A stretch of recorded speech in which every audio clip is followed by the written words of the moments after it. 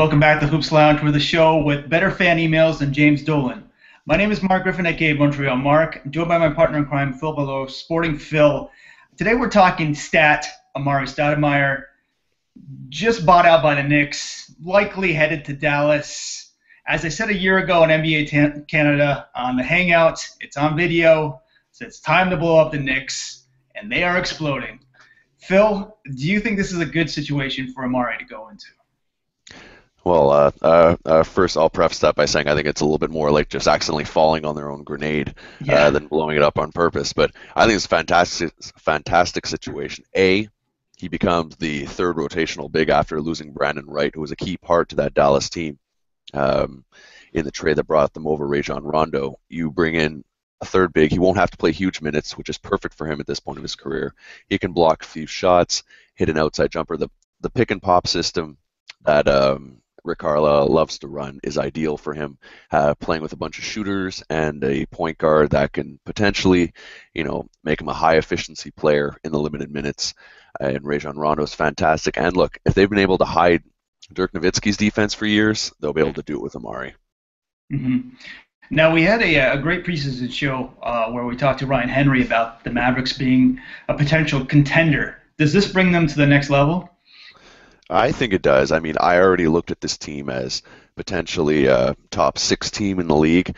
I think when you talk about title contenders, they're definitely up there because the 1 through 5 and now till 6, having Amar'e off the bench. I think it's a little bit predicated on Rajon Rondo. Assuming he comes back fully healthy, I think this puts them in the top maybe 4 to 6 contender. I still think there are enough teams that you can't always just propel someone to number 1. I mean, if they had landed LeBron James, maybe we could have done that. But I think it definitely puts them into contention. And let's face it, in the West, every team has their issues. I mean, I've gone through, criticizing the Golden State, San Antonio's, and all the rest. I just think it's anyone's game to have, and it's a matchup battle. And I think with Amar'e, they're able to play a little bit more half-court basketball, even though through his career we've thought of him, especially his Phoenix days, as a kind of a full-court sprinter. At this point, I think his ability to hit his open jumpers, even though he's not falling as much this year, and his ability to add energy off the bench will be huge. I think they have just as much of a shot as any team in the West at this point.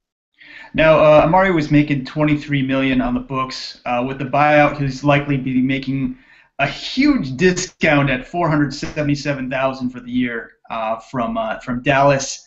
Is this worth the risk of him basically being a bionic man with replaced knees, legs, elbows, everything? Is it worth it for Dallas to try this out? Well, I mean, considering you're paying less than you would for, some guy you're grabbing from the D League.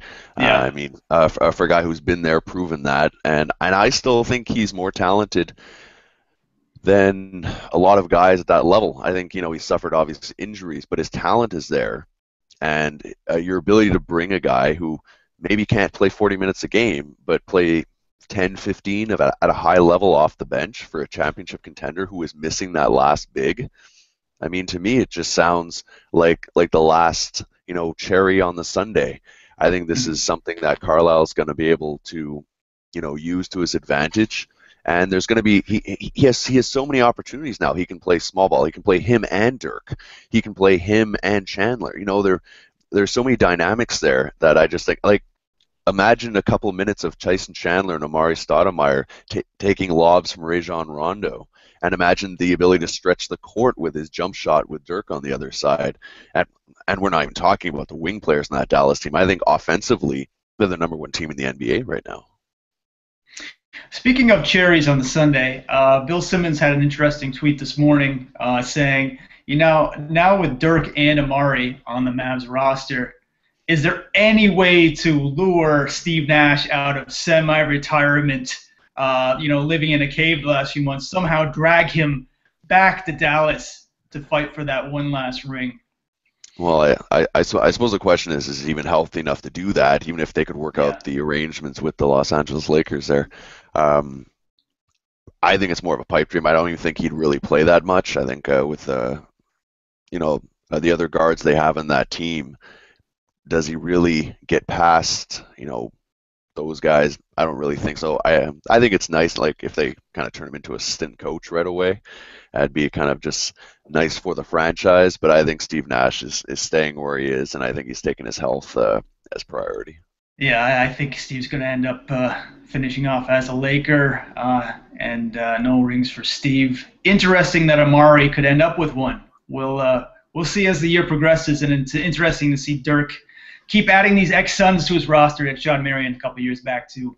So it's the land of the falling sun. So Phil, this week on hoopslounge.com, as you mentioned before, Justin Rowan has a great piece on Amir Johnson being a big problem on the roster right now as the trade deadline looms. We've got a couple pieces going up this week where we talk about our appearances on the Hangout on NBA TV Canada, as well as I was on Open Gym. And you were also on Below the Hardwood, which we'll put all this stuff on hoopslounge.com, and I'll just throw it back to you to wrap up. Exactly. Well, I want to thank you again from myself and Mark for joining us for another episode here in the lounge. Join us weekly. We have lots of content, videos, audio podcasts, written articles, whatever suits your fancy. You find it here. Lots of content, and we bring it your way. So remember to like, comment, and send us suggestions, because every time you send us a suggestion, we turn it into a show just for you, from the fans to the fans. Let's keep it in the lounge. See ya.